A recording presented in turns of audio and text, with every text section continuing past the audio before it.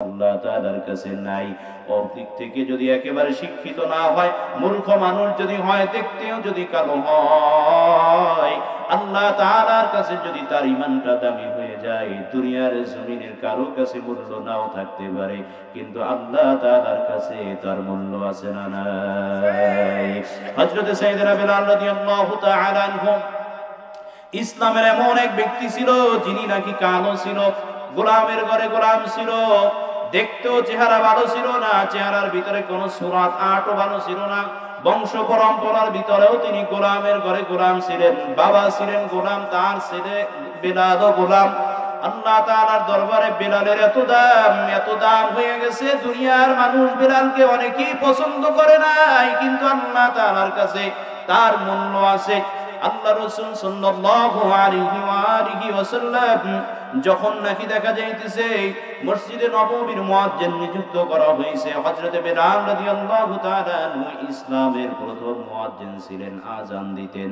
কিন্তু বিলালের চেহারাটা যেভাবে খারাপ ছিল, তার কণ্ঠের ভিতরেও একটু জড়তা ছিল, কণ্ঠটাও স্পষ্ট ছিল না। হযরত বিলাল রাদিয়াল্লাহু তাআলা আনহু আযান দিতেন, আযানটা স্পষ্ট বোঝা যাইত না। বিভিন্ন সময় সাহাবায়ে কেরাম আযান স্পষ্ট বুঝতে পারতেন না। হযরত বিলাল রাদিয়াল্লাহু তাআলা আনহুকে সরাইয়া দেওয়ার জন্য সাহাবায়ে কেরাম রাসূলের কাছে পরামর্শ দিলেন।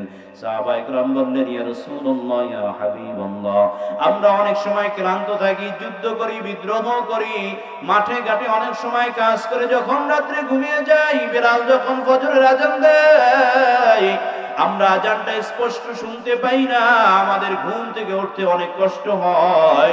ইয়া রাসূলুল্লাহ, ইয়া হাবিবাল্লাহ, আপনি আমাদের জন্য নতুন একজন মুয়াজ্জিন মসজিদের ভিতরে নিযুক্ত করে দেন। আল্লাহর রাসূল দেখলেন পরামর্শ সাহাবায়ে কেরামের দলে অনেক লোক, রাসূলুল্লাহ সাল্লাল্লাহু আলাইহি ওয়াসাল্লাম একজন সুন্দর কণ্ঠওয়ালা একজন নতুন মুয়াজ্জিন নিযুক্ত করে দিলেন। বিলালকে ইশারার আযানের পরে ডাক দিয়ে বললেন, ওগো বিলাল, আগামী দিন ফজর থেকে তোমার আযান দেওয়া লাগবে না, মসজিদে নববীতে নতুন মুয়াজ্জিন নিযুক্ত করা হয়েছে, নতুন মুয়াজ্জিন আগামী দিন ফজর থেকে আযান দিবে, তোমার আযান দেওয়ার দরকার নাই। হযরত বিলাল রাদিয়াল্লাহু তাআলা আনহু ডাক দিয়ে বলেন, ইয়া রাসূলুল্লাহ, আমার অপরাধ কি, আমার অন্যায় কি? আল্লাহর রাসূল বলেন, কোনো অপরাধ নাই, তুমি কোনো অন্যায় করো নাই, কিন্তু তোমার কণ্ঠের আযান অনেকে স্পষ্ট বুঝতে পারে না। যখন এই কথা বলা হয়েছে, হযরত বিলাল আর কোনো কথা বলে নাই। গভীর রজনীতে আল্লাহ সুবহানাহু ওয়া তাআলার দরবারে দুইটা চোখের পানি ছেড়ে ডাক দিয়ে বলতেছেন, ইয়া রাব্বুল আলামিন, আল্লাহ আমার সৃষ্টিকারী, আমার মালিক, আয় আল্লাহ, দুনিয়ার জমিনে কত কিছু তুমি আমাকে দাও নাই, আমি কোনো কিছুর জন্য তোমার কাছে অভিযোগ করি নাই। রব্বুল আলামিন, তুমি আমাকে চেহারা দাও নাই, চেহারার জন্য আমি অভিযোগ করি নাই। আমার বংশ ভালো দাও নাই, বংশের জন্য আমি কোনোদিন তোমার কাছে অভিযোগ করি নাই। রব্বুল আলামিন, আমার কণ্ঠটা যদি একটু ভালো দিতা, আজকে নবীর মুয়াজ্জিনের পথ থেকে, মসজিদের নববীর মুয়াজ্জিনের পথ থেকে আমাকে সরতে হইতো না। দুইটা চোখের পানি চাইরা বিলাল কার দরবারে অভিযোগ করে দিছে বলেন? জোরে বলেন, কার দরবারে? দুনিয়ার কোন রাজা, দুনিয়ার কোন বাদশা, দুনিয়ার কোন বিচারকের কাছে বিলাল অভিযোগ করে নাই। বিলাল অভিযোগ করে দিছে মহান রব্বুল আলামিন আল্লাহ সুবহানাহু ওয়া তাআলার দরবারে। ঠিক কিনা? জোরে বলেন। এমন এক দরবারে অভিযোগ করে দিছে, যেই দরবার যদি একবার কারো পক্ষে রায় দিয়ে দেয়, দুনিয়ার কোন দরবার সেই রায় পরিবর্তন করতে পারে না। ঠিক কিনা? জোরে বলেন। যেই দরবারে কেউ যদি একবার কবুল হয়ে যায়, দুনিয়ার কেউ তাকে ক্ষতি করতে পারে না। যেই দরবারে কেউ যদি একবার আল্লাহ তাআলার প্রিয় হয়ে যায়, কেউ তাকে অপ্রিয় বানাইতে পারে না। আবার যেই দরবারে কেউ যদি একবার অপ্রিয় হয়ে যায়, দুনিয়ার কোনো কিছু তাকে দামি বানাইতে পারে না। ঠিক কিনা? জোরে বলেন। আল্লাহ তাআলার দরবারে অভিযোগ দিয়া দিছে, পরের দিন সুবহ সাদিকের আগে মসজিদে নববীতে নতুন মুয়াজ্জিন এসে গেছে, আযান দিয়া দিছে, ফজরের ওয়াক্ত হয়ে গেছে। এত সুন্দর আযান দিছে, সমস্ত সাহাবায়ে কেরাম আজকে খুশিতে মসজিদে নববীতে এসে বসে গেছে। আল্লাহর রাসূল স্পষ্ট আযান শুনতে পাইলেন। এই আযান শুনতে পাইয়া রাসূল আমার মসজিদে নববীতে আইসা সুবহ সাদিকের জন্য পূর্ব আকাশ সূর্য পরিষ্কার হবে, এই সূর্যের জন্য রাসূল আমার অপেক্ষা করতেছেন। কিন্তু দেখা যাইতেছে পূর্ব আকাশ প্রত্যেক দিন যতটা পরিষ্কার হয় আজকে আর অতটা পরিষ্কার হয় না। রাসূল আমার অপেক্ষা করতেছেন, আকাশ পরিষ্কার হয় না। পরিষ্কার না হইলে রাসূল তো নামাজে দাঁড়াইতে পারে না, এটা সুন্নতের খেলাফ। রাসূল আমার সময়ের জন্য অপেক্ষা করতেছেন, অনেক লম্বা সময় হয়ে যাইতেছেন, আকাশ পরিষ্কার হয় না। ইত্তু বছরে হযরতে বিলাল রাদিয়াল্লাহু তাআলা আনহুকে দেখা যায় না।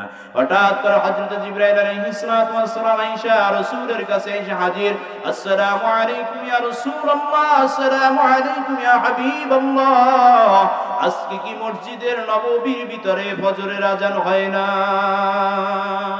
সুবহানাল্লাহ, জোরে বলেন। আল্লাহ রাসূল সাল্লাল্লাহু আলাইহি ওয়াসাল্লাম ডাক দিয়ে বলেন, ওগো জিবরাইল, কি বলেন? প্রতিদিন যেই মুয়াজ্জিন আযান দেয় তার থেকে সুন্দর কণ্ঠওয়ালা জড়তাহীন একজন মুয়াজ্জিন আছে মসজিদে নববীর ভিতরে আযান দিয়ে দিছে।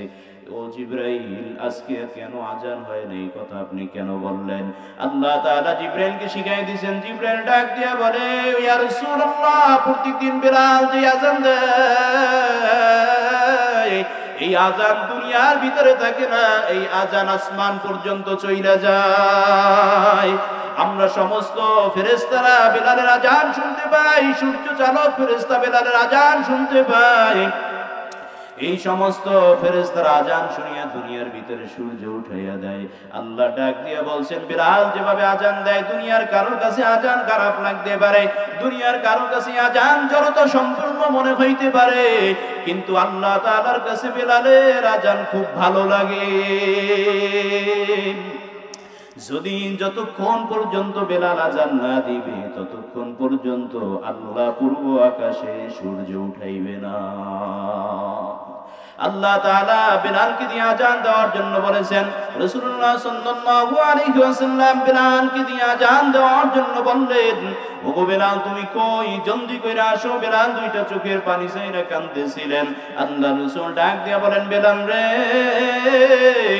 আর কান্না করিস না, আর কান্না করিস না, তোর চোখের পানি আল্লাহর দরবারে বড় প্রিয় হয়ে গেছে। ওগো বিলাল, জলদি কইরা আই, তুমি যতক্ষণ পর্যন্ত আযান না দিবা আমার আল্লাহ সূর্য উঠাইয়া দিবে না। ও বিলাল, জলদি কইরা আসো, আযান দাও, আযান দাও। যদি আযান না দাও আমার আল্লাহ তোমার উপরে আল্লাহ তাআলার ফয়সালা হইছে, তিনি আর সূর্য উঠাইবেন না। বিলাল, জলদি করে আযান দাও। বিলাল আবার আযান দেয়, সুবহে সাদিক হয়। রাসূল আমার বিলালকে সাথে নিয়ে আবার ফজরের জামাত শুরু করে দেয়। যতদিন পর্যন্ত রাসূল দুনিয়ার জমিনে জীবিত ছিল বিলালকে কেউ মুয়াজ্জিনের আযান থেকে সরাইতে পারে নাই। এজন্য দুনিয়ার মানুষ অনেককে অপ্রিয় পছন্দ করতে পারে, অপছন্দ করতে পারে, অনেককে ভালো না লাগতে পারে, কিন্তু তার ঈমান মজবুত হওয়ার কারণে এই ব্যক্তির দাম আল্লাহর দরবারে আছে না নাই? আরো জোরে বলেন, আছে না নাই? এজন্য দুনিয়ার মানুষকে কি বললো এটা দেখার বিষয় নয়, দুনিয়ার মানুষ আমাকে ভালো বললো কিনা এই বিষয়ে চিন্তা করা যাবে না, দুনিয়ার মানুষ আমাকে খারাপ বললো কিনা এই বিষয়ে চিন্তা করা যাবে না, আমার আল্লাহ আমাকে ভালো বললো কিনা এই বিষয়ে চিন্তা করতে হবে। ঠিক কিনা জোরে বলেন? আমার রাসূল মৃত্যুর পরে আমাকে শাফায়াত করবে কিনা এই বিষয় আমাকে চিন্তা করতে হবে। আমার রাসূল মৃত্যুর পরে আমার জন্য সুপারিশ করবে কিনা সেই অনুযায়ী আমল করতে পারলাম কিনা এই জন্য আমাকে চিন্তা করতে হবে। ভাইরা, আমার মৃত্যুর পরে রাসূলের শাফায়াত পাওয়ার জন্য, আল্লাহর জান্নাতে যাওয়ার জন্য এক নম্বর শর্ত হইল খাঁটি ঈমান। ঠিক কিনা জোরে বলেন? আরো জোরে বলেন, কথা ঠিক কিনা? এক নম্বর শর্ত হইল খাঁটি ঈমান। ঈমান যদি মজবুত করতে হয় এই ঈমানের উপরে যত বেশি মেহনত করা হয় তত বেশি ঈমান মজবুত হয়ে যায়। ঈমানের উপরে যত বেশি বাধা বিপত্তি আসে তত বেশি ঈমানটা মজবুত হয়ে যায়। ঈমানের উপরে যত পরীক্ষা আসে তত বেশি ঈমান মজবুত হয়ে যায়। মুমিনের ঈমানের পরীক্ষা যত বেশি অত বেশি তার ঈমানটা মজবুত। ঠিক কিনা জোরে বলেন? আমার ভাইরা আরো জোরে বলেন, কথা ঠিক কিনা? এজন্য সাহাবায়ে কেরামের ঈমানের উপরে পরীক্ষা আসছে কি আসে নাই? আরো জোরে বলেন, আসছে কি আসে নাই? নবীর ঈমানের উপরে পরীক্ষা আসছে কি আসে নাই? শুধু আমার নবী নয়, দুনিয়ার ভিতরে যত নবী ছিল সমস্ত নবীদের উপরে ঈমানের পরীক্ষা আসছে। দুনিয়ার ভিতরে যত পয়গম্বর ছিলেন, যত মুমিন বান্দা বান্দি ছিলেন, সবার উপর ঈমানের পরীক্ষা আসছে। ঠিক কিনা জোরে বলেন। আল্লাহ তাআলা সবাইকে পরীক্ষা নিয়ে দেখছে আমার বান্দা খাঁটি কিনা, আমাকে সত্যিকারই ভালোবাসে কিনা, আমার এই ভালোবাসার ভিতরে কোন রকমের ত্রুটি আছে কিনা আল্লাহ পছন্দ করে। আল্লাহ তাআলা পরীক্ষা করে দেখতেছেন। হযরত আব্দুল উজ্জা রাদিয়াল্লাহু তাআলা আনহু, আব্দুল্লাহ রাদিয়াল্লাহু তাআলা আনহু, ইসলামের পূর্বে যার নাম ছিল আব্দুল উজ্জা, আল্লাহর নবীর কাছে কালেমা পড়ার পর আব্দুল উজ্জা হলো একজন মূর্তির নাম। উজ্জা একটা মূর্তির নাম, দেবতার নাম। ঠিক কিনা জোরে বলেন। এই দেবতার যারা গোলাম তাদেরকে বলা হয় আব্দুল উজ্জা। আল্লাহ রাসূলের কাছে যখন মুসলমান হয়েছে, কালেমা পড়ে যখন মুসলমান হয়ে গেছে, নবীজি সাল্লাল্লাহু আলাইহি ওয়াসাল্লাম ডেকে বলেন, ওগো আব্দুল উজ্জা, কোন মুসলমানের নাম তো আব্দুল উজ্জা হইতে পারে না, তোমার নাম পরিবর্তন কইরা আজ থেকে আমি রাইখা দিলাম আব্দুল্লাহ। হযরত আব্দুল্লাহ রাদিয়াল্লাহু তাআলা আনহু ইসলামের ভিতরে অন্যতম একজন সাহাবী ছিলেন, রাসূলের অন্যতম প্রিয় একজন ব্যক্তিত্ব ছিলেন, একজন সাহাবী ছিলেন। হযরত আব্দুল্লাহ রাদিয়াল্লাহু তাআলা আনহুর বাবা ছিল না, তার বাবা শিশু বয়সে ইন্তেকাল করেছেন, মা অন্যত্র বিবাহ বসেছেন, চাচার ঘরে তিনি লালিত পালিত হইতেছিলেন। হঠাৎ করে আস্তে আস্তে ইসলামের দাওয়াত পায়, আব্দুল্লাহ গোপনে গোপনে কালেমা পড়ে মুসলমান হয়ে যায়। জোরে বলেন সুবহানাল্লাহ, আরো জোরে বলেন সুবহানাল্লাহ। কালেমা পড়ে আব্দুল্লাহ মুসলমান হয়ে যায়। চাচার কাছ থেকে একদিন জানতে চায়, ও আমার চাচা, মক্কার ভিতরে, মদিনার ভিতরে যে ব্যক্তি কালেমার দাওয়াত দেয়, ইসলামের দাওয়াত দেয়, এই ব্যক্তি সম্পর্কে আপনার মতামত কি? এই ব্যক্তি সম্পর্কে আপনার মতবাদ কি? আল্লাহ রাসূলের কথা শুনিয়া তার চাচা এখনো কালেমা পড়ে মুসলমান হয় নাই। চাচা ডাক দিয়ে বলতেছেন, ভাতিজা, আমি বিশ্বাস করি এই ব্যক্তি সত্য নবী। জোরে বলবেন না সুবহানাল্লাহ। আমি বিশ্বাস করি এই ব্যক্তি সত্য নবী। ভাতিজা আব্দুল্লাহ ডাক দিয়া বলেন, চাচা গো, তাহলে কালেমা পড়বেন নাকি? বলেন। বলেন, না, কোনোদিনও কালেমা পড়ব না। আমি জানি তিনি সত্য নবী, তিনি যেই দাওয়াত দেয় এটাও সত্য দাওয়াত, কিন্তু আমি আমার বাপ দাদার ধর্ম ছেড়ে যাইতে পারবো না, আমি কোনোদিনও কালেমা পড়ব না। আব্দুল্লাহ রাদিয়াল্লাহু তাআলা আনহু ডাকে বলেন, ওগো আমার চাচা, সারা জীবন আমি আপনার সংসারে বড় হয়েছি, সারা জীবন আমি আপনার সংসারে লালিত পালিত হয়েছি, সারা জীবন আমি আপনার সংসারে মানুষ হয়েছি, সারা জীবন আপনি আমার ভরণ পোষণ দিয়েছেন। ছোটবেলা আমার বাবা আমার কাছ থেকে বিদায় নিয়ে গেছে, আমাকে এতিম বানাইয়া দুনিয়ার ভিতরে রেখে গেছে। আমার মা অন্যত্র বিবাহ বসেছে, আমার বাবা বলতে আপনি, আমার মা বলতে আপনি। এতদিন পর্যন্ত আমি মনে মনে ভাবেছিলাম আপনি কালেমা পড়ে আগে মুসলমান হইবেন, আপনার পিছনে পিছনে কালেমা পড়ে আমি মুসলমান হইব। কিন্তু আজকে যেহেতু আপনি স্পষ্ট ভাষায় বইলা দিলেন জীবনে কোনোদিনও আপনি কালেমা পড়বেন না, ওগো চাচা আমার, আমি আপনাকে সাক্ষী রেখে বইলা দিলাম, লা ইলাহা ইল্লাল্লাহু মুহাম্মাদুর রাসূলুল্লাহ। আমি কালেমা পড়লাম, কালেমা পড়ে মুসলমান হয়ে গেলাম। চাচার সামনে যখন ভাতিজা কালেমা পড়লো, চাচার মেজাজ গরম হয়ে গেল। চাচা ডাক দিয়া বলতেছেন, ভাতিজা রে, কালেমা পড়ছো, মুসলমান হইছো? বলে, হ্যাঁ, কালেমা পড়ছি, মুসলমান হয়ে গেছি। চাচা ডাক দিয়া বলেন, ভাতিজা, এর পরিণাম কতটা ভয়াবহ হইতে পারে তুমি কি জানো? বলে, চাচা, আমি জানি পরিণাম খারাপ হবে, কিন্তু যেই পরিণাম যতই খারাপ হোক না কেন, এই পরিণাম ভয়াবহ যতই হোক না কেন, এই পরিণাম আমি নিজে মাইনে নেওয়ার জন্য 100 ভাগ প্রস্তুত আছি। জোরে বলেন আল্লাহু আকবার। চাচা ডাক দিয়া বলতেছেন, ও ভাতিজা আমার, তোমাকে যে উটের পাল দিয়েছি, উটের পাল আমাকে ফেরত দিয়ে দিতে হবে। ভাতিজা আব্দুল্লাহ রাদিয়াল্লাহু তাআলা আনহু ডাক দিয়া বলেন, চাচা গো, নেন, আপনার উটের পাল আমি ফেরত দিয়ে দিলাম। তোমাকে যেই ছাগলের পাল দিয়েছি সেই বকরির পাল আমাকে দিয়ে দিতে হবে। বলে, দিয়ে দিলাম। আস্তে আস্তে আস্তে আস্তে সব নিতে নিতে নিতে নিতে একটা সময় নিষ্ঠুর চাচা ডাক দিয়া বলতেছেন, ভাতিজারে, তোমার পরনে যেই কাপড় আছে এই কাপড়টাও আমার টাকার কেনা, ঈমান অংশ তোমার সাথে আমার কোনো সম্পর্ক নাই, তোমার এই কাপড়টাও কইলা আমাকে দিয়ে দাও। ভাতিজা দুইটা চোখের পানি ছাইরা ডাক দিয়ে বলতেন, চাচারে, এতটা নিষ্ঠুর আমার উপরে হবেন না, এতটা এতটা নির্দয় আমার উপরে হবেন না, এতটা নির্দয় নিষ্ঠুর আমার উপরে হবেন না। আমি একটা বয়স্ক মানুষ, আমি একটা বালেক মানুষ, আমার পরন থেকে যদি আপনি কাপড়টা নিয়ে যান, আমার সুরত, আমার যত রকমের লজ্জা আছে সব মানুষে দেখে ফেলবে, আমার খারাপ লাগবে, আমার এই কাপড়টা আমাকে ভিক্ষা দিয়ে দেন। নিষ্ঠুর চাচা কাপড়টাও ভিক্ষা দিল না, বলল যদি কাপড় নিতে চাও ঈমান ছেড়ে দিতে হবে, আর ঈমান যদি ছাইরা দাও জীবনে যাহা কিছু দিয়েছি তার থেকেও বেশি দিব। হযরতে আব্দুল্লাহ ডাক দিয়ে বলে, চাচা ঈমান যেটা গ্রহণ করেছি এটা ছাড়ার জিনিস নয়, এটা আমি কখনো ছাড়তে পারবো না। আপনার জন্য আমি কাপড় দিয়ে দিলাম, কিন্তু ঈমান ছাড়তে পারবো না। যখন কাপড়টা খুলে দিয়ে দিল, হযরত আব্দুল্লাহ রাদিয়াল্লাহু তাআলা বিবস্ত্র হয়ে গেলেন, কাপড় নাই, পরনে কোনো কিছু নাই। হযরত আব্দুল্লাহ নিজের লজ্জাকে কোনো রকম হেফাজত করে, কোনো রকম হাত দিয়ে কোনো রকম লজ্জাটাকে ঢেকে তার মা যেই বাড়িতে থাকে সেই বাড়িতে চলে গেছেন।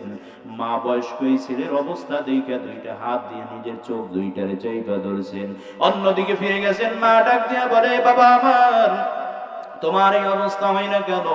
আব্দুল্লাহ রাদিয়াল্লাহু তাআলা ডাক দিয়া বলেন, আম্মা জান ঈমান আনছি, এতদিন চাচার ঘরে ছিলাম, ঈমানকে গোপন রেখেছিলাম, আজকে যখন ঈমানকে চাচার সামনে প্রকাশ করে দিয়েছি, চাচা আমার কাছ থেকে সব রকমের সম্পদ কেড়ে নিয়েছে। শেষবারের মতো আমার পরনে যেই কাপড় ছিল সেই কাপড়টাও আমার চাচা কাইরা নিয়ে গেছে। মা ডাক দিয়া বলতেছেন, ওগো বাবা, আমিও তো অন্যের ঘরে সংসার করতেছি, আমার ঘরেও তো তোমাকে রাখার মতো কোনো জায়গা নাই। আব্দুল্লাহ রাদিয়াল্লাহু তাআলা ডাক দিয়ে বলতেছেন, মাগো তোমার কাছে থাকার জন্য আসি নাই, আমাকে বিন্দু মাত্র সামান্য যদি একটা কাপড় তুমি আমাকে দিতে পারো, যেই কাপড়টা দিয়ে আমি আমার লজ্জা স্থানটাকে হেফাজত করতে পারি, আমি আমার নিজের সুরাতটাকে ঢাকতে পারি, এইটা যদি আমি আমার ঢাকতে পারি, সেই জন্য তোমার কাছে আসছি, আমার একটু কাপড় দিয়ে তুমি আমাকে একটু সাহায্য করো। মা গরিবের অবস্থায়, ঘরের ভিতরে তেমন কোনো কাপড় নাই, কিতাবের ভিতরে আসছে একটা কম্বল মা তাকে দিয়েছে। এই কম্বলটারে দুইটা অংশে ভাগ কইরা একটা অংশ তিনি নিজের পরনের ভিতরে পড়ছে, আর একটা অংশ নিজের শরীরের ভিতরে গায়ে দিয়েছে। এত কম্বল ছোট ছিল, যেই কম্বল দিয়া যদি নাভি ঢাকতে যায় তাহলে হাঁটু বের হয়ে যায়, আবার যদি হাঁটু ঢাকতে যায় তাহলে নাভি বের হয়ে যায়। এনে মেনে নাভিও ঢাইকা নেছে, আবার হাঁটু ঢাইকা নেয়। হযরতে আব্দুল্লাহ একবার হাঁটে রাস্তার ভিতরে, তিনি নাভি ঢাইকা নেয়, আবার টান দিয়ে হাঁটুটারে ঢাইকা নেয়। আফসোসের বিষয় হলো ওই জমানায় মানুষের কাপড় ছিল না, তারপর নিজেদের ফরজ তরক করে নাই। কিন্তু আমাদের সমাজে এমন এমন কিছু মডার্ন যুবক ভাইয়েরা বের হয়েছে, অধিকাংশ যুবকের 20-25 বছর বয়স হয়ে গেছে, রাস্তার ভিতরে হাফ প্যান্ট পইরা ঘুরে বেড়ায়, এরকমের যুবক আছে না নাই? আরো জোরে বলেন, আছে না নাই? ভাইরা আমার, একজন মানুষ বালেগ হয়ে যাওয়ার সাথে সাথে পুরুষের জন্য নাভি থেকে হাঁটু পর্যন্ত ঢাইকা রাখা সর্বসময়ের জন্য ফরজ, ঠিক কিনা? জোরে বলেন, আরো জোরে বলেন, কথা ঠিক কিনা? কিন্তু আফসোসের বিষয় হলো, তুমি আজকে ভার্সিটিতে পড়ো, তুমি আজকে কলেজে পড়ো, তুমি আজকে বিভিন্ন নিজেকে আধুনিক মনে কইরা একটা হাফ প্যান্ট পইরা যদি রাস্তায় ঘুরে বেড়াও, যত মানুষ দেখবে কবিরা গুনাহ, এই মানুষগুলির যত কবিরা গুনাহ হবে, তুমি এই হাফ প্যান্ট পইরা রাস্তায় বের হওয়ার কারণে সম পরিমাণ কবিরা গুনাহ তোমার আমলনামায় জিয়াদ ঢুকবে। বলেন নাউযুবিল্লাহ, আরো জোরে বলেন নাউযুবিল্লাহ। একজন মানুষের হাফ প্যান্ট পরা অবস্থায় যদি মৃত্যুবরণ হয়, আল্লাহর দরবারে কিয়ামতের ময়দানে মানুষগুলি যে যে অবস্থায় মৃত্যুবরণ করেছে সে অবস্থায় আল্লাহর দরবারে উঠবে, সে অবস্থায় আল্লাহর দরবারে হাজির হবে। আপনারা স্বাভাবিক বিচার বিচক্ষণ দিয়া বলেন যে মানুষটা ফরজ তরক অবস্থায় মৃত্যুবরণ করে, কিয়ামতের ময়দানে ওই লোকটার জাহান্নাম ছাড়া কোনো উপায় আছে নাকি? বলেন, কথা বলেন না। ওই লোকটার জাহান্নাম ছাড়া কোনো উপায় আছে নাকি? বলেন। কারণ তুমি তো ফরজ তরক অবস্থায় আল্লাহর দরবারে উঠবা, কোনো বিচার লাগবে না, তুমি বিনা হিসাবে জাহান্নামী। এজন্য ভাইরা আমার, কলেজে পড়া, ভার্সিটিতে পড়া, বিভিন্ন জায়গায় পড়া, আধুনিক হওয়া খারাপ না, কিন্তু ইসলামরে জলাঞ্জলি দিয়া, ইসলামটারে বিসর্জন দিয়া আধুনিক হওয়া মোটেও ভালো না, ঠিক কিনা? জোরে বলেন। একমাত্র ইসলামের ভিতরে থাইকা যে আধুনিক হওয়া যায় সেই আধুনিক হওয়া যাবে। ইংরেজি শেখা খারাপ না, কিন্তু ইংরেজ হওয়া খারাপ। ঠিক কিনা জোরে বলেন? ইংরেজি শেখা তো আমাদের জন্য দরকার, কিন্তু কোন মানুষ যদি ইংরেজ হইতে যায়, তার ভিতরে যদি রসুলের আদর্শ না থাকে, তার ভিতরে যদি আল্লাহর মহব্বত না থাকে, এই ব্যক্তি ইমানদার হয় না, ইমানদার থেকে আস্তে আস্তে দূরে সরে যায়। ঠিক কিনা জোরে বলেন? এজন্য মুহতারাম আমার ভাইয়েরা, আমার কথা বুঝতে কি কষ্ট হয়? আরো জোরে বলেন, বুঝতে কি কষ্ট হয়? আমার ভাইয়েরা, সামান্য কিছু সময়ের পরে আমাদের প্রধান বক্তা আমাদের মাঝে চলে আসবেন, গুরুত্বপূর্ণ কথা বলবেন। তার আগে আমি আপনাদের সামান্য দুইটা বিষয়, যে বিষয় দুইটা নিয়ে আলোচনা করতেছিলাম, একটা হলো ঈমান আর একটা হলো আমল। দুনিয়ার জমিনে যার ঈমান আছে, আমলও আছে, আল্লাহর দরবারে এই ব্যক্তি সবথেকে দামি ব্যক্তি। ঠিক কিনা জোরে বলেন? ভাইরা আমার, মনে আছে নাকি হযরত আব্দুল্লাহ রাদিয়াল্লাহু তাআলা আনহু সামান্য কাপড় দিয়ে নাভিটাকে আবার হাঁটুটাকে এরকম চলতে চলতে চলতে চলতে দীর্ঘ 7 দিন পর্যন্ত না খায়া, কোনো পানি নাই, কোনো খাবার নাই, কোনো বাহন নাই, মরুভূমির রাস্তায় হাঁটতে হাঁটতে মসজিদে নববীর সামনে আইসা ফজরের নামাজের আগে আগে দরজায় আইসা দাঁড়ায় গেছে। আল্লাহ রাসূল হুজরা থেকে বের হইলেন, মসজিদে নববীতে ঢুকবেন, এমন সময় একজন যুবক, যার চুলগুলি উষ্ণ শুষ্ক হয়ে গেছে, মাথার ভিতরে ধুলাবালি লেগে গেছে, শরীরের ভিতরে অনেক ক্লান্তি ভার কইরা বইসা রইছে, এই যুবক রাসূলের সালাম দিছে। রাসূল প্রাথমিক অবস্থায় চিনতে পারে নাই, পরে যখন পরিচয় দিয়ে বলছে, ইয়া রাসূলুল্লাহ, আমি আপনার আব্দুল উজ্জা, কালেমা পড়ে আপনি যাকে আব্দুল্লাহ নাম রাইখা আসছিলেন। ইয়া রাসূলুল্লাহ, ইয়া হাবিবাল্লাহ, আমি আপনার সান্নিধ্যে এসে হাজির হয়ে গেছি। রাসূল আমার ডাক দিয়া বলেন, আব্দুল্লাহ, তোমার এই অবস্থা কেন? বলে, ইয়া রাসূলুল্লাহ, কালেমার কথা প্রচার করার কারণে, প্রকাশ করার কারণে আমার চাচা আমার কাছ থেকে সবকিছু ছিনাইয়া নিয়ে গেছে। আমার চাচা আমার কাছ থেকে সবকিছু কাইরা নিয়ে গেছে, আমার আর কিছু নাই। রাসূল গো, এই কালেমা বলার কারণে আমি সবকিছু ছাইরা আপনার দরবারে চলে আসছি। আল্লাহর রাসূল তাকে সান্ত্বনা দিলেন, আহলে সুফফার অধিবাসীদের অন্তর্ভুক্ত কইরা দিলেন। হযরত আব্দুল্লাহ রাদিয়াল্লাহু তাআলা আনহুকে কোরআন শিখানোর জন্য কিছু সাহাবীদেরকে দায়িত্ব দিয়ে দিলেন। হযরত আব্দুল্লাহ রাদিয়াল্লাহু তাআলা আনহু কোরআন শিখতেছেন, কিন্তু কোরআন অতি জোরে জোরে তেলাওয়াত করে, এত জোরে তেলাওয়াত করে, আহলে সুফফার ভিতরে যারা আছেন তাদের মনের ভিতরে অনেকেই ঘুমাইতে পারে না, তারা অনেক কষ্ট হইতেছে।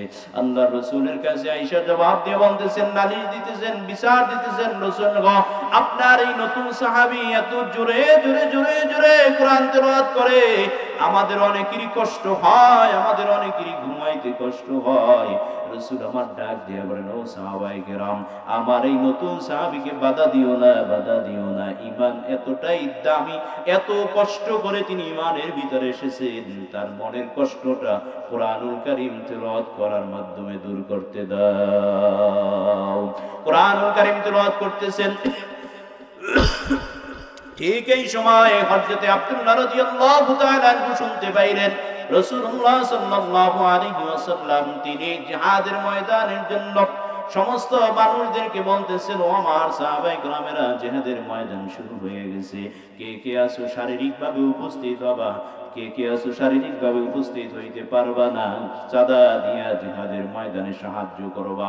হযরত আব্দুল্লাহ রাদিয়াল্লাহু তাআলা আনহু দেখলেন বিভিন্ন হযরত আব্দুল্লাহ রাদিয়াল্লাহু তাআলা আনহু দেখলেন বিভিন্ন সাহাবায়ে কেরাম যারা নাকি নিজেরা শারীরিকভাবে উপস্থিত হইলেন, আবার চাঁদাও দিলেন, আবার অনেকে শারীরিকভাবে উপস্থিত হইতে পারে না, অসুস্থতার কারণে নিজেরা চাঁদা দিয়ে সাহায্য করলেন। সবাই যখন সব কিছু শেষ করে গেল, হযরত আব্দুল্লাহ রাদিয়াল্লাহু তাআলা রাসূলের সামনে দাঁড়াইলেন, দাঁড়ায় দুইটা চোখের পানি ছাইরা ডাক দিয়ে বলতেছেন, রাসূল গো, আমি আব্দুল্লাহ এতটাই হতভাগা, আল্লাহ আমাকে এতটাই হতভাগা কইরা বানাইছেন, নিজের ভিতরে কোনো ট্রেনিংও নাই যে জিহাদের ময়দানে আমি উপস্থিত হব, নিজের কাছে একটা টাকা, একটা পয়সা, একটা দিরহামও নাই যে আমি জিহাদের ময়দানে সাহায্য করব। ইয়া রাসূলুল্লাহ, ইয়া হাবিবাল্লাহ,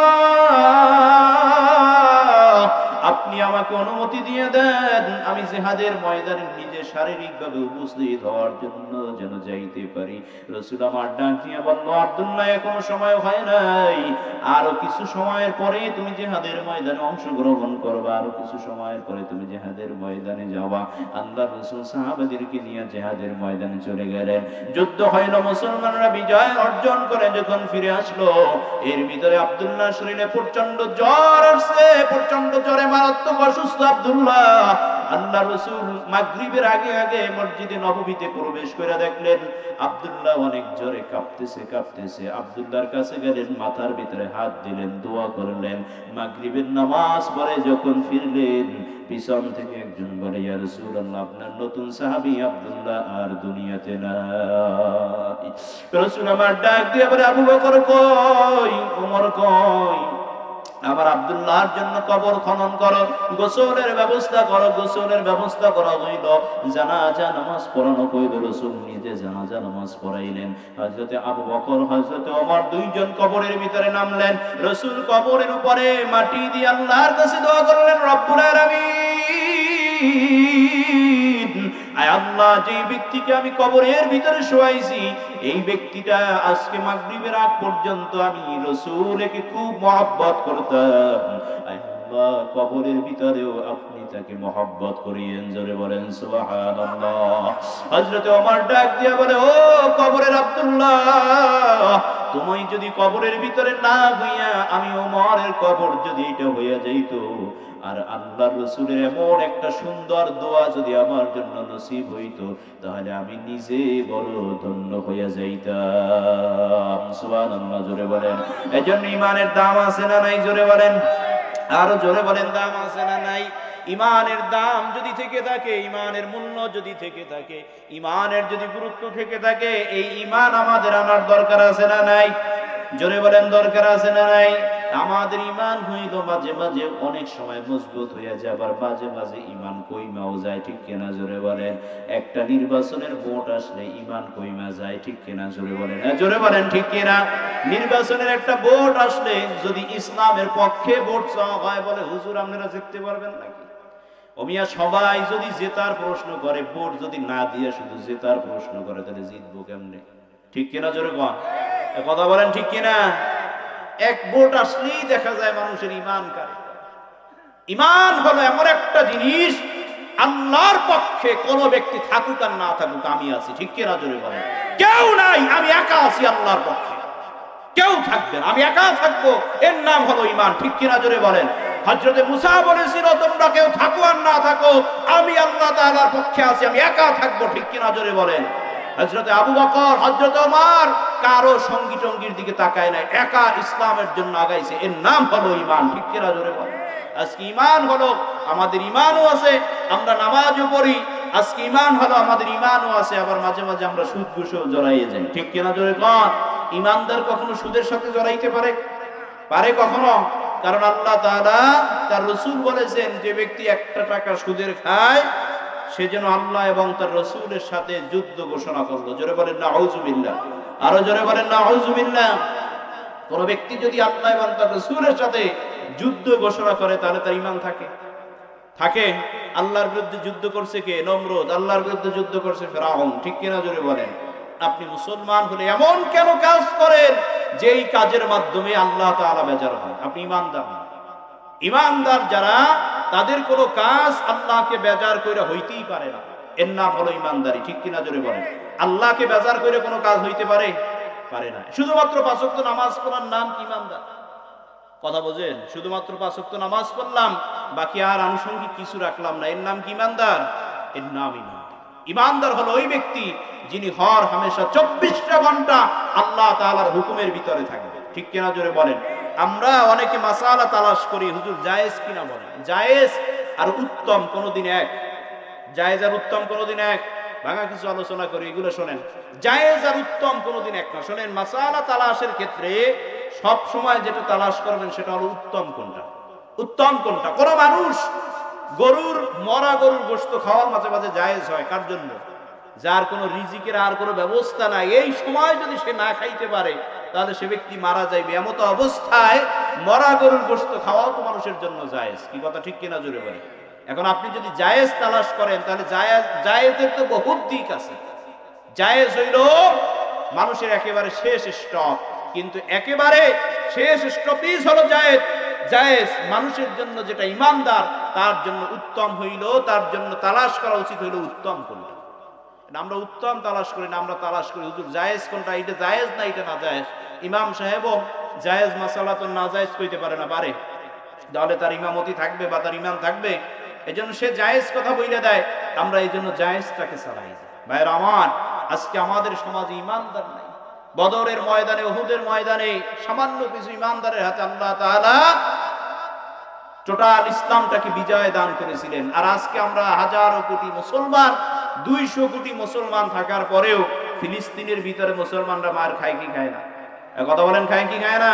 এই রমজান মাসে যে অসহিংস যেই নির্যাতন নিপীড়ন ইসরায়েলরা করেছেন ফিলিস্তিনের উপরে, তামাম বিশ্বের মুসলমান যদি, আমি মনে করি রসুলের আকীদায় বিশ্বাসী হইতো, ক্ষমতাধররা যদি আল্লাহ এবং তার রসুলকে ভয় পাইতো, দুনিয়ার কোন মানুষকে যদি ভয় না পাইতো, সামান্য মাত্র প্রস্রাব করে দিলে ইসরায়েলি ইহুদিরা বেঁচে যাইতে বাধ্য হইতো। ঠিক কি রাজনে বলেন? 200 কোটি মুসলমান, কয়শো কোটি মুসলমান পৃথিবীতে? 200 কোটি মুসলমান আর মাত্র 80 লক্ষ ইহুদি। আপনি চিন্তা করতে পারেন, যেই বাইতুল আকসার দিকে ফিরে আমরা 17 মাস নামাজ পড়ছি। কয় মাস? কথা বলেন, কয় মাস? 17 মাস আমরা নামাজ পড়ছি। সেই বাইতুল আকসাকে গ্রহণ করতে চায়, এটাকে দখল করতে চায় ইহুদিরা, আর আমরা মুসলমানরা বসে বসে তামসা দেখি। ঠিক কিনা জোরে বলে? এক দেশ মার খায় আর এক দেশ তামসা দেখে। অথচ আল্লাহ রাসূল বলেছেন, মুমিনুনা কারাজুলিন ওয়াহিদ ইন ইশতাকা আইনুহু ইশতাকা কুল্লু ওয়া ইন ইশতাকা রাসূহু ইশতাকা কুল্লু। এক সমস্ত মুমিন হলো একটা দেহের মতো। সমস্ত মুমিন কি একটা দেহের মতো? যেভাবে কোনো একটা দেহের কোনো এক অংশে ব্যথা লাগলে যেভাবে তুমি ব্যথিত হও, তোমার হাতের আঙ্গুল কেটে গেলে যেভাবে তোমার মাথায় কষ্ট লাগে, বুকে কষ্ট লাগে, পায়ের আঙ্গুল কেটে গেলে যেভাবে তোমার বুকে কষ্ট লাগে, বিশ্বের একেবারে অজপরা গায়েও যদি একজন মুমিন কষ্ট পেয়ে থাকে, সেই কষ্টে সমস্ত মুমিনের কষ্ট পাওয়া উচিত ছিল। ঠিক কিনা জোরে বলেন?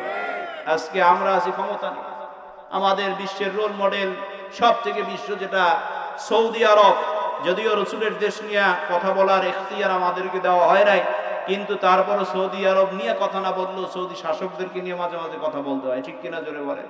এরা এতটাই ক্ষমতা পাগল, বাইতুল আকসা চলে যায়, যাক, শুধু আমাদের ক্ষমতা ঠিক থাকলেই হয়েছে। কি কথা ঠিক কিনা জোরে বলেন? মিল আছে আমার কথায় না? আমি অসত্য কথা বলি না সত্য? ভাইরা আমার, এটা হলো কেন? আমাদের ইমান দুর্বল হয়ে গেছে, ইমান মজবুত নাই।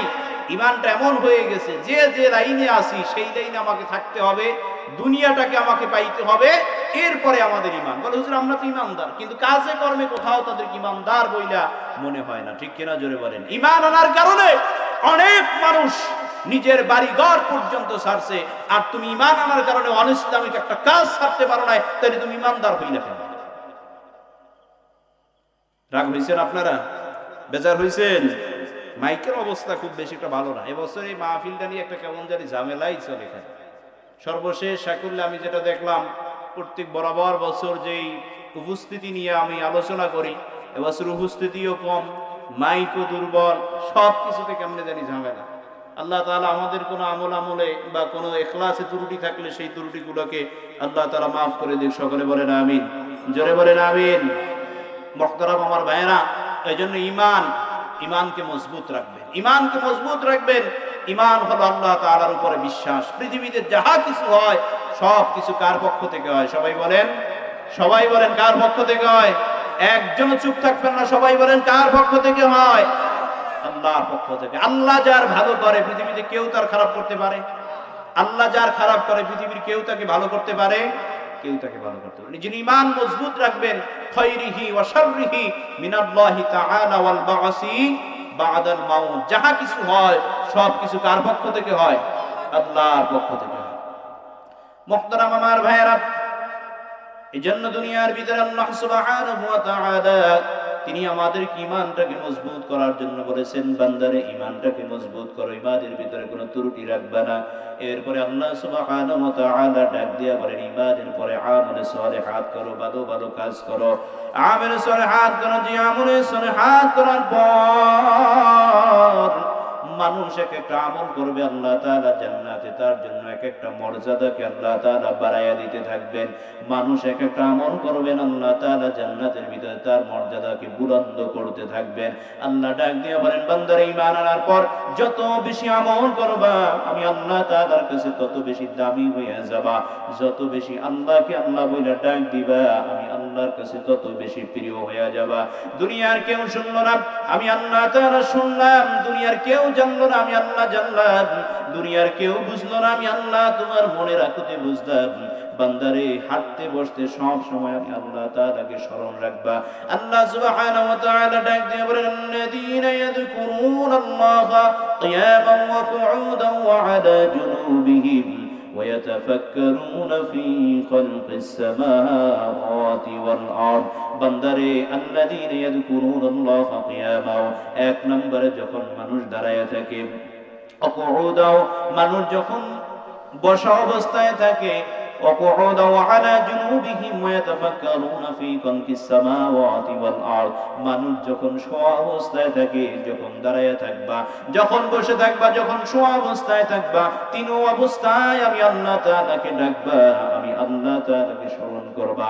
বান্দারে দুনিয়ার জমিনে কাউকে শোনায়া ডাকার দরকার নাই, অন্তর দিয়াও যদি একবার আল্লাহকে আল্লাহ বইলা ডাক দাও আমি আল্লাহ এই ডাকেরও ৭০ বার সাড়া দিয়ে দেই। এজন্য আল্লাহ তাআলাকে ডাকো, বান্দা রাস্তা দিয়ে হাঁটো, এই হাঁটতে হাঁটতেও আল্লাহকে ডাকো। বান্দা বসা আছো, বসা অবস্থায় আল্লাহকে ডাকো। বান্দা শোয়া আছো, এই অবস্থায় আল্লাহকে ডাকো। দুনিয়ার কাউকে ডাকার দরকার নাই, কাউকে জানানোর দরকার নাই। কাউকে খুশি করতে হইলে তাকে দেখাইয়া কাজ করতে হয়, দুনিয়ার কাউকে রাজি করতে হইলে তাকে দেখাইয়া তার প্রশংসা করতে হয়। কিন্তু বান্দা যদি বসা অবস্থায় কাউকে জানানোর দরকার নাই, অন্তরে অন্তরে আল্লাহকে ডাকে, আল্লাহ শোনেন কি শোনেন না বলেন? আরো জোরে বলেন, আল্লাহকে শোনে কি শোনে না? বান্দা যদি হাঁটতে হাঁটতে আল্লাহকে ডাকে, আল্লাহ শোনে কি শোনে না? বান্দা যদি শুয়ে শুয়ে আল্লাহকে ডাকে, আল্লাহ শোনে কি শোনে না? আল্লাহ তাআলা ডাক দিয়ে বলেন, আল্লাহু আলিমুম বিযাতিস সুদূর। বান্দারে আমি আমার বান্দাদের সমস্ত অন্তরের খবর রাখি। ও বান্দা, তুমি অন্তরের ভিতরে আমি আল্লাহরে ডাকো কিনা সেটাও জানি।